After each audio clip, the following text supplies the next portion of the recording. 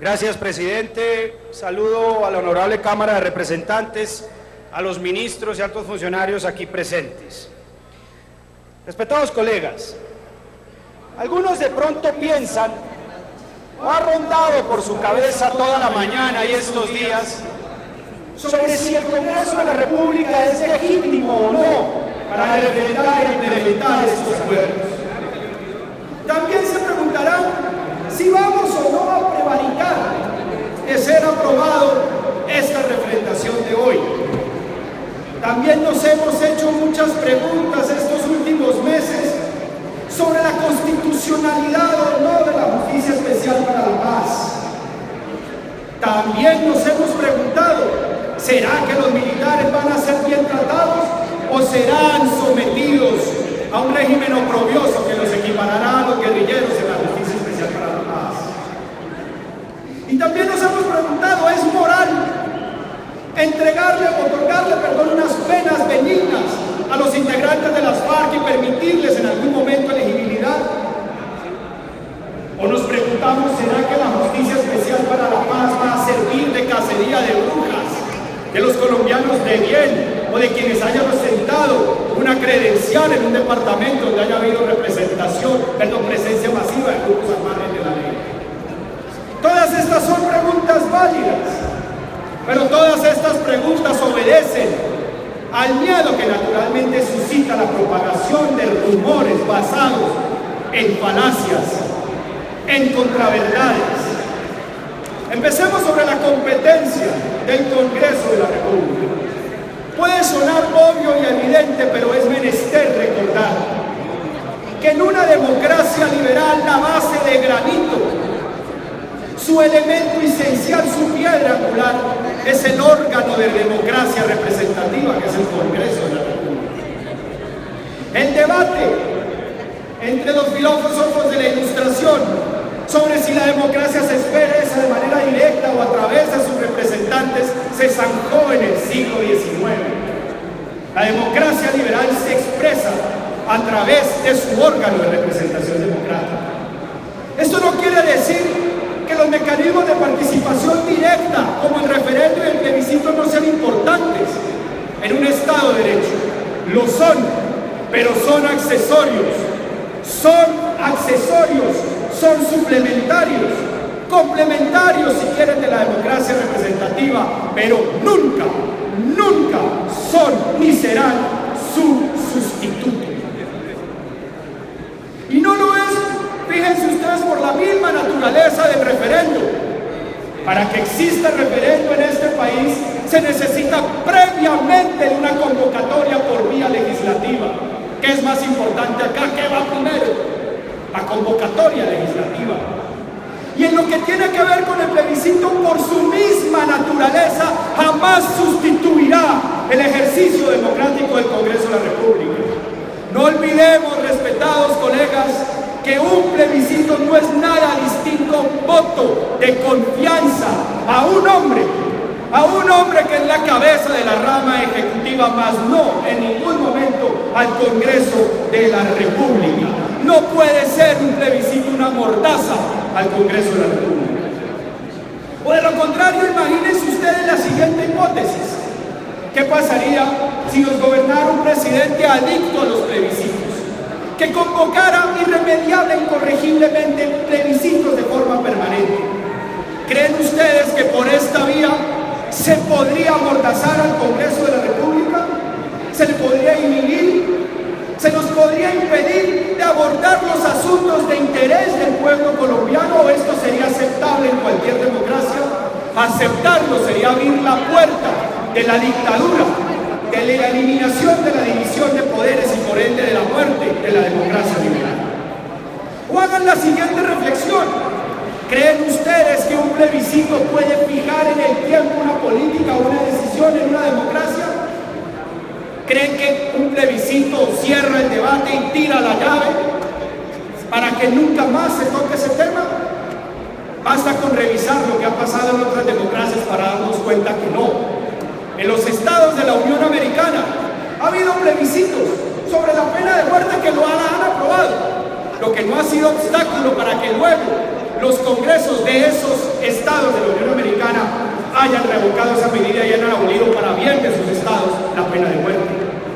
Lo mismo ha ocurrido con medidas abiertamente racistas en los años 50 aprobadas por plebiscitos que luego fueron eliminadas por la vía legislativa y por decisiones de la Corte Suprema de los Estados Unidos. O miremos lo que acaba de pasar en el Reino Unido con el famoso Brexit, en donde el gobierno convocó un plebiscito que le ordenó salir, pero la alta Corte de Justicia de ese país le recordó al gobierno que la última palabra sobre la salida o no la tiene el Parlamento británico. Los plebiscitos no sustituyen a los congresos porque muy fácilmente pueden convertirse en una herramienta de polarización, en una herramienta apta para reproducir el poder en un Estado y simplemente para perpetuar a los gobernantes. Volviendo a la esencia del Congreso, colegas, la voluntad popular, que es la voluntad general, se expresa en una democracia en la ley. Por eso podemos expedir leyes que son obligatorias para los colombianos, que restringen algunas garantías civiles y que son de general y de obligatoria aplicación. Por ende, una ley nunca será inválida, nunca será inferior a un plebiscito de cualquier naturaleza. De lo contrario, estaríamos abriendo la puerta para que mañana nos digan que las encuestas de opinión invalidan las leyes en una democracia. En resumen, el Congreso es, colegas, voluntad creadora. En virtud del principio de soberanía parlamentaria, no tenemos temas vedados, no prevaricamos porque nuestro voto es inviolable. Nuestro único límite en la expedición de nuestras leyes son los derechos fundamentales y el equilibrio de poderes en una democracia. En segundo lugar, quiero referirme a los acuerdos y en particular a la justicia transicional. Algunos alegan y señalan que la justicia especial para la paz es una sustitución de la Constitución y subvierte los principios y los valores de la Constitución de 1990. Y no lo es así por una simple razón. Se trata en efecto de un conjunto de normas y procedimientos distintos, muy distintos al derecho penal, distintos a la jurisdicción ordinaria. Es una jurisdicción cerrada, temporal y con un propósito, que es terminar una historia de guerra y que debe buscar los siguientes fines: responsabilidad y reproche de los máximos responsables, no de todos los actores del conflicto, revelación de la verdad consustancial a la misma, compensar las víctimas, desmovilizar a los actores armados y buscar la reconciliación entre los oponentes. Para este fin, para lograr esos 5 grandes propósitos, pues lógicamente que hay que mermar o hay que atenuar el rígido principio de legalidad que rige el Estado de Derecho. Hay que buscar una aplicación distinta del Estado de Derecho. Es falaz decir o pretender comparar el Estado de Derecho puro y su principio de legalidad con una justicia transicional. Y es imposible, porque la justicia transicional debe, por ejemplo, fiscalizar y reprochar no a todos, sino a los máximos responsables. En el derecho penal ordinario eso es imposible. Hacer imputaciones colectivas, por ejemplo, a los integrantes del grupo armado, en el derecho penal ordinario es imposible. Y establecer un régimen diferenciado y especial para las fuerzas militares, lo cual en el derecho penal ordinario es imposible. Sustituye, claro que sustituye la Constitución, pero es una sustitución constitucional, y lo ha dicho la Corte Constitucional en el fallo sobre el marco jurídico para la paz. Y es constitucional en la medida en que sea una medida indispensable que alcance los objetivos de paz y que se adapte a los estándares internacionales de justicia transicional. Otros sectores del no alegan que al no prever cárcel y barrotes en la justicia especial para la paz se está violando o atentando contra los principios del Estatuto de Roma. Gran falacia. La Corte Penal interviene y lo dice su estatuto cuando un Estado no está dispuesto, no sea capaz de desarrollar una investigación o persiga los crímenes, lo cual es justamente el propósito de la justicia especial para la paz. Otros sectores del no dicen que como no prevé cárcel y barrotes efectivos, se revisará más adelante por parte de la Corte Penal Internacional las sanciones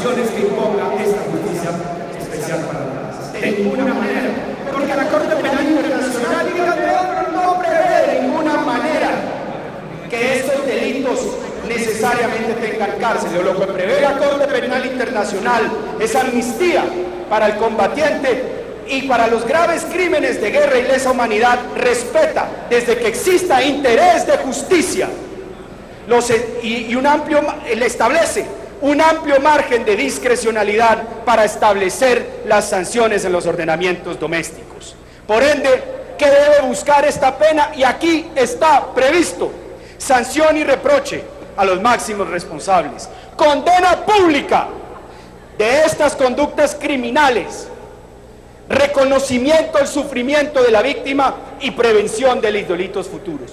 Este es el propósito de la pena en un mecanismo de justicia especial para la paz. No confundir justicia transicional con derecho penal ordinario, no confundir justicia transicional con un derecho penal de transición, como quienes pretenden manipular y falsear la verdad lo vienen haciendo permanentemente. Luego, otros sectores del no alegan: es inmoral establecer unos mecanismos o unas penas más benignas para semejantes criminales.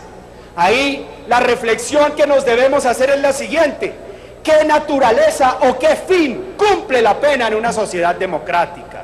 Algunos abiertamente han venido al Congreso y han señalado que aquí lo que se quiere es una especie de venganza contra las FARC. Venganza para vengar a las víctimas. Ojo por ojo, diente por diente, ley del talión. Esto es comprensible porque humanos somos. Pero amigos, colegas, este no es el fin de la pena en una sociedad democrática. Este es el fin de la pena en las sociedades primitivas, en las sociedades bíblicas. El fin de la pena, la función de la pena no es saciar la sed de venganza de nadie en una democracia, sino proteger, defender a la sociedad. Para eso legislamos y para eso establecemos penas en una democracia. Y aquí la defensa de la sociedad no es nada distinto. No es nada distinto a la terminación de un conflicto, a proteger a los colombianos más humildes de los efectos de una guerra, que se ensaña en unos departamentos del país. Y eso se logra desarmando a un grupo armado. Y ahora algunos dirán: bueno, está bien, las penas más benignas las aceptamos, pero no aceptaremos jamás elegibilidad de estos individuos hasta tanto no hayan cumplido su pena. Esa es una buena y válida discusión. Pero volvamos otra vez a la misma finalidad en este caso de la pena, que depende de muchos aspectos. Si el Estado somete al delincuente, obviamente que no se le puede permitir elegibilidad ni prerrogativas. Pero cuando el Estado, David, abre una negociación en la que declara que hubo conflicto, necesariamente está reconociendo a su contraparte como un actor político. Por ende, la pena que se le imponga a ese actor político responsable de graves crímenes debe ser consecuente con este hecho. No se le puede infligir una pena infamante porque se le reconoció el estatus político. Y el hecho de que exista negociación, se declare conflicto, es una decisión del más grande de los plebiscitos, que fue la elección de 2010, en donde este país avaló un proceso de paz. Por ende, para poderle imponer una pena a estos señores que se les reconoció carácter político, por abrir el conflicto, por abrir la negociación y declarar que hay conflicto, pues debe tener en cuenta la apreciación que se haga de su carácter político, de su pasado, de la naturaleza de su delito, pero sobre todo, de lo que a partir de este proceso se pueda esperar de ellos. Por ende, es impensable pretender que no se pueda aceptar un momento de elegibilidad para estos personajes. Una gran mentira sobre la cual quiero ser muy enfático es la que pretende señalar que un mecanismo de justicia transicional equipara a guerrilleros, a militares con guerrilleros, que los denigra y que los somete a un régimen de incertidumbre jurídica. Nada más falso. En este momento hay 5.400 hombres de la fuerza pública investigados por hechos que tienen que ver con el servicio. 2.000 están privados 2.400 privados de la libertad, 1.100 sindicados y 1.000 y 1000 están siendo investigados. ¿Por qué se presenta esta situación? Algunos sectores políticos de la izquierda, y no estoy estigmatizando, pero algunos sectores políticos han creído que estos 5.400 casos son todos un falso positivo. Por eso nos riegan estadísticas aquí en el Congreso y en otros ámbitos, diciendo hay 5.400 investigaciones, ergo todos son falsos positivos. Yo no creo en ello. Yo creo que el caso de los falsos positivos es una pequeña minoría. La situación de estos militares es un limbo jurídico. Y es un limbo jurídico por la absoluta inadaptación del régimen penal ordinario para investigar, juzgar y determinar las responsabilidades en una situación de conflicto. Un fiscal desde Bogotá con el simple derecho penal ordinario, ¿cómo determina cuando hay un muerto civil después de un combate nocturno? ¿Qué pasó acá? ¿Qué hubo? Porque es que la guerrilla son guerrilleros y actúan de civil.